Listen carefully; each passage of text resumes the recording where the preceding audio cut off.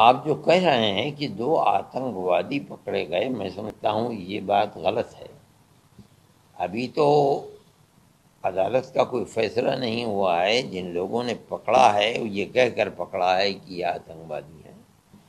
ہم نے تو 2500 سال سے اس چیز کو دیکھا ہے کہ جن کو گورنمنٹ کی ایجنسیاں آتنکوادی اور دہشت گرد کر کے پکڑتی ہیں اور ان کے خلاف لوور کورٹ کے اندر بلکہ ہائی کورٹ کے اندر بھی جرم لگا دیا جاتا ہے، لیکن سپریم کورٹ سے وہ باعزت بری ہو جاتے ہیں، ہائی کورٹ سے باعزت بری ہو جاتے ہیں، اس لیے وہ ملزم ہیں، ان کے اوپر یہ الزام ہے۔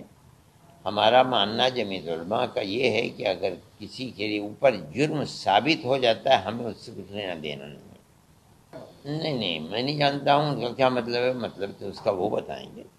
میں تو آپ سے یہ کہہ رہا ہوں کہ اس مرحلے کے اندر وہ ملزم ہے، مجرم نہیں ہے۔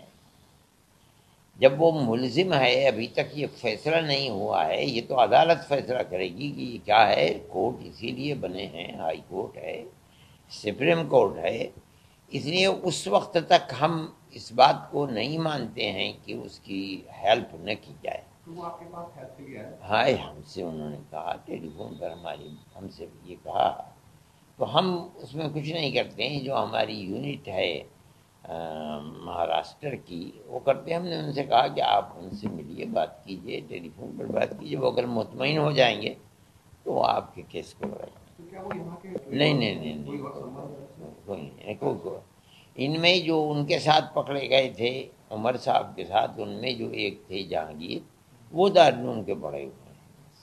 تو جمعیت علماء ہند کس طرح سے ان کی مدد کرے گی؟ کیا پورا ہم کیس لڑتے ہیں، یعنی مطلب یہ ہے کہ ہم ان لوگوں کے کیس لڑتے ہیں، وکیل کا خرچہ، اس لیے کہ عام طور پر لوگ ایسے ہوتے ہیں کہ جو بیچارے اپنے مقدمے کو چلا نہیں پاتے ہیں۔ اس کا مطلب آپ کی نظروں میں وہ نردوش ہے؟